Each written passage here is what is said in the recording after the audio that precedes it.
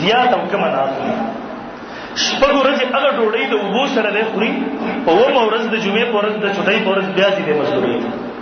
د دغه ځي یو بزګس دی، یو بزرګ دی، هغه وایي زه راغلم ما کاته چې یو کس د مزدورۍ دپاره کور ته راولم دیوال مې جوړوم. دی وایي یو کس ناست دی د قرآن مجید تلاوت کې شونډې ړقېږي، انتهایی خوبصورت ښایسته هلک دی.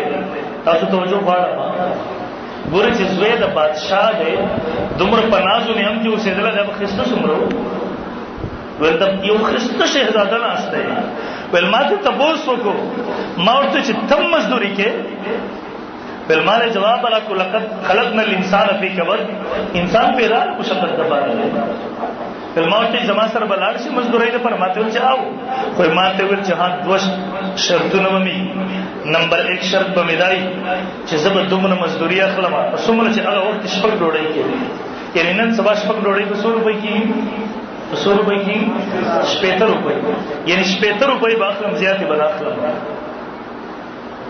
دویم چې کله د مونځ وخت شو بیا به ما سره غرض کار نه ساتي، ځکه دا ټیم ما خپل مالک ته ورکړی دی، په دې وخت کې به زما سره کار نه ساتي.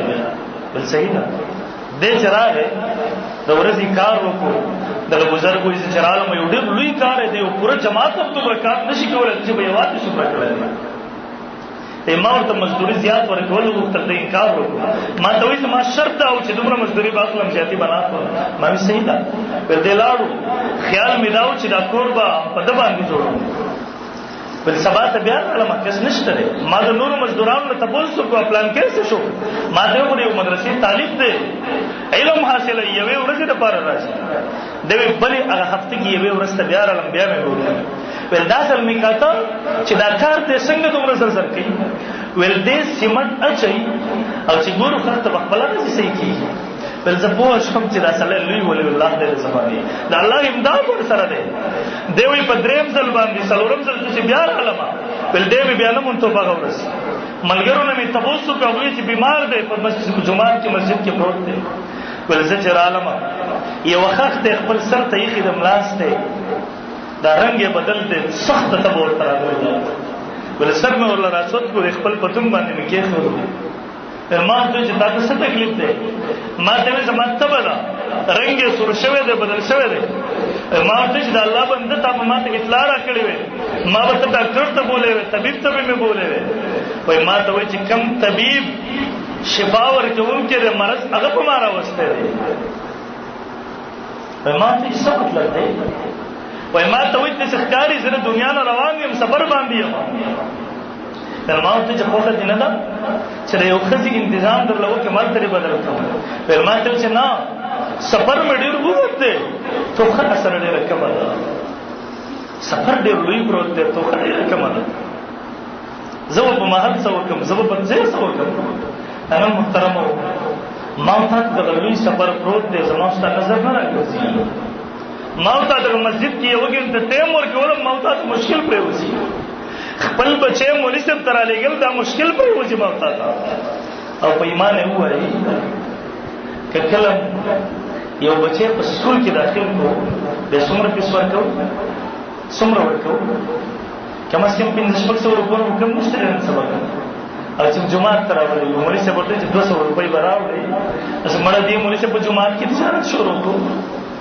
زمونږ د کم نظري تنګ نظري نن تاسو به داسې علما چېرته را پیدا کړئ چې دا ستاسو په مسجد کې ناسته علم ښایي، فی سبیل الله ښایي. دې سحر لګیا دی ستا بچو ته درس وکړي، دې ماسخوتن لګیا دی ستا بچو ته درس وکړي، دې ماښام لګیا دی تا ته به لوډ سپیکر باندې د ترجمې درس وکړي، تا ته جمعه کې حاضر، تا ته جنازه کې حاضر. او تنخواه څو 15,000 روپۍ. هسې په ایمان یې وویل دومره ډیوټي نه شم کوم 15,000 روپۍ د چا نه اخلي.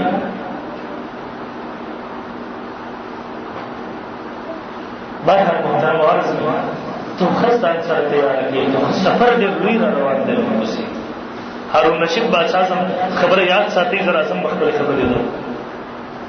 بالول د هارون رشید بادشاه زمانه کې یو مجنون و مجذوب و دا یاد ساتئ. یو مجذوب هغه دا مزارونو باندې چې د لیونیان ناسي چرسیان بوډران دا نه دي مجذوبان، مجذوبان الله والا نیکان خلق ته ویل کی چې دیو د الله په مینه کې غر کی دا هغه حدیث مصداقي چې تاسو ذکر دومره په کثرت سره کوي چې کتون کې تاسو ته لیونی وي هغه مجذوبان یادو بالولم د خپل دمانی او مجذوب او نشید بادشاہ کېږي کې مجذوب راوته مقبره کې ناشته مجذوب ورته وی بالولا خلق لګیاري د دنیا کاروبارونه روزګارونه کې تدل تسکه ولې نه سي بالول ورته وی د بادشاہ سلامت دا مجذوب خو مجنون غونته د خلکو په کانو وشتو د ماشومانو وتنګو وای دا مقبره والا خلک خدي تنګي خو مې نه کنه واست خلکو نه باران یو درتي بادشاہ سره یو څوک ور سره د ورکړه ورته وی بالولا د ځان نه چې دلته وی په وقوف ملاو شو زمانه چې باغې ته